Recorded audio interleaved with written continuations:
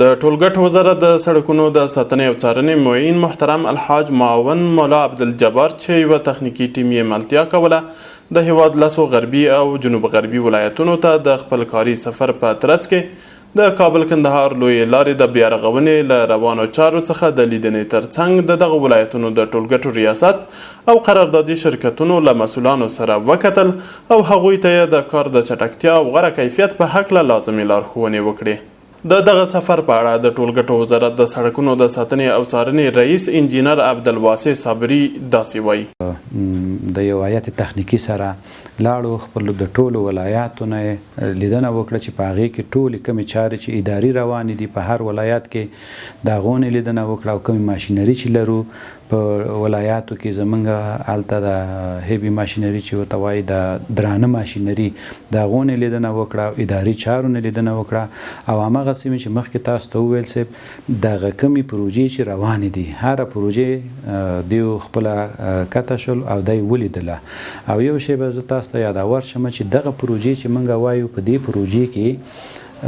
زمونږ پلچکان دي، ترمیمیږي، زمونږ فرش د سړک دی، زمونږ دیوالونه دي، زمونږ پلونه دي، دا ټول سږ کال نیول شوي دي چې زمونږ د خلک هم ګوري په دې عمومي لارو کې ټولو ته معلوم دی او زه دا اطمینان هم تاسو در کوم چې زمونږ کمې چارې چې روانې دي ښه وختاً په وختاً نظارت کیږي د تخنیکي انجینرانو نه او کوم چې په ولایاتو کې موږ انجینران لرو په ریاستونو کې د هغو د خوا نه مخې ته وي او کوم چې به ضرورت شي نظر په پروژې باندې د مرکز نه هم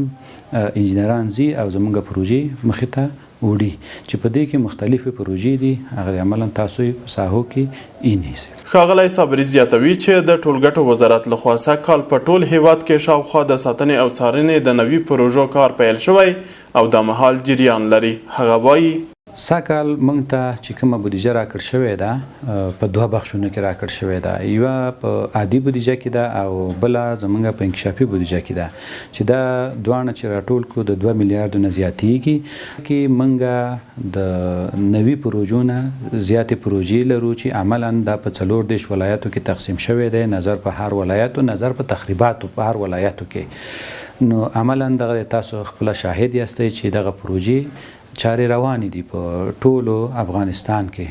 او په دې کې زه به تاسو ته یو ځای یادور شم چې هغه دا ده چې زمونږ دا کومې پروژې چې دي عملا منطقوي سرکونه دي، بارډرونه دي او په دې کې ولایتي سرکونه دي، یو ولایت د بل ولایت سره نښلي. یعنې دغه پروژې دي چې عملا تاسو ګورئ، شاهد د حال یاستئ. خلکو ته زمونږ پیام دا دی چې خصوصا